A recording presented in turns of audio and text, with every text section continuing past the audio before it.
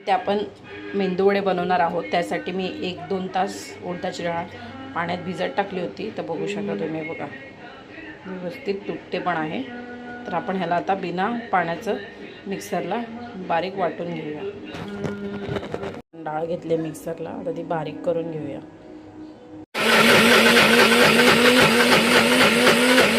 आपलं हे बॅटर झालं आहे वाटून. चवीनुसार मीठ टाकून घेऊया आणि ह्याला चांगलं फेटून घेऊया. माझ्या हातात ना एक हातात कॅमेरा आहे आणि एक हातात मोबाईल आहे. हे फेटायचं आहे. मी ना मोबाईल साईडला ठेवते आणि तुम्हाला फेटून दाखवते.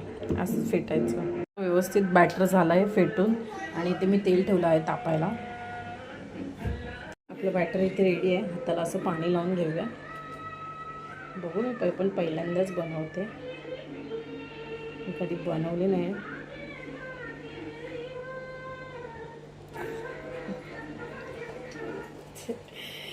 आईला बघा, बघू शकता. अयो रामा,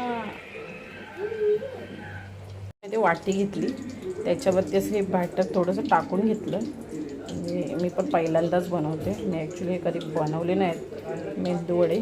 त्यानंतर अशी वाटी घेतली आणि इथे मी अलगद तेलात असं सोडून घेतलं आहे. बघा, आईला बरोबर नाही झालं आहे तरी ठीक आहे. Okay okay. कमेंटमध्ये सांगा की मला जमले नाही तेवढे. फर्स्ट टाईमच मी बनवले आहेत. ते वेडेवाकडे कसे तरी बनवलेत. मी दुसऱ्यांदा टाकलेत, ते व्यवस्थित झाले. 2-3 चांगले आले आहेत. असू दे, पहिलाच प्रयत्न आहे त्याच्यामुळे. इथे आपले मेंदू वडे झाले आहेत रेडी. सांबार चटणी, तर हा माझा सांबार इथे पडला आहे, ते इग्नोर करा, लक्ष देऊ नका.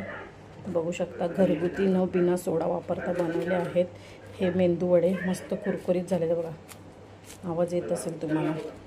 जर तुम्हाला ही माझी रेसिपी आवडली तर मला लाईक करा, कमेंट करा आणि सबस्क्राईब करायला विसरू नका. बाय.